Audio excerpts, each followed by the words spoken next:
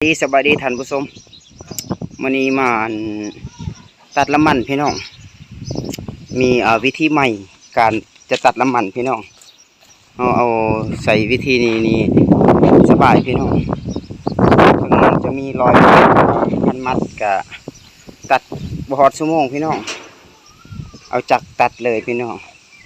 เป็นแบบนี้เด้อพี่น้องเด้อนี่ของมันที่อยากตัดน้ำมันนี่เฮ็ดวิธีนี้เด้อพี่น้องเด้อง่ายกว่านี่เป็นโคนแล้วก็มัดเอาพี่น้องแล้วก็ตัดเธอเดียวเลยเสียเวลาพี่น้องเป็นแบบ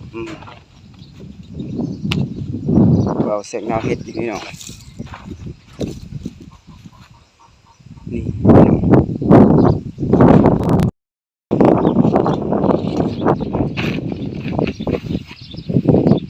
นี่พี่น้องกำลังสีสตาร์ทนี่เอาวิธีนี้เด้อพี่น้องเด้อตัดลำมันกันว่าอยากได้ใบพี่น้องบุเสียเวลาพี่น้องตัดกอดชั่วโมงพี่น้องมัดพันมัดกับมัดได้พี่น้อง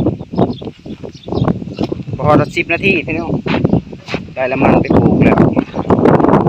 วิธีนี้ไปใส่เลยพี่น้องเด้อไปที่ยังโอ้โหวิ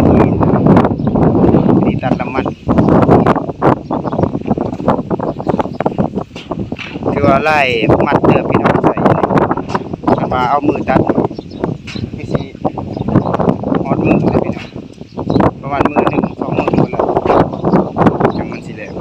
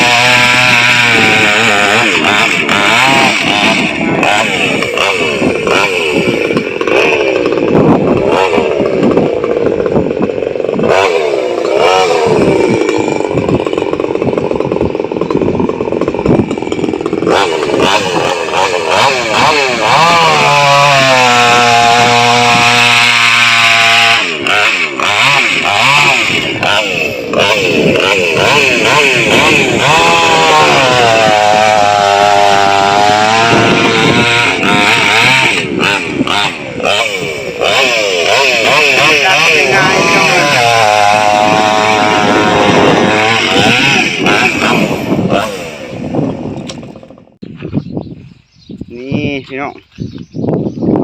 เรียบร้อยแล้วจะเตรียมไปปลูกพี่น้องลำมันไม่เหลือลงสวนแล้วแบบนี้หรือว่าได้ไล่สอบเติมพี่น้องประมาณ10 ปลายก็สอบนี่นะโอเคพี่น้อง FC ทุกคนเนาะคลิปก็จะประมาณนี้เนาะ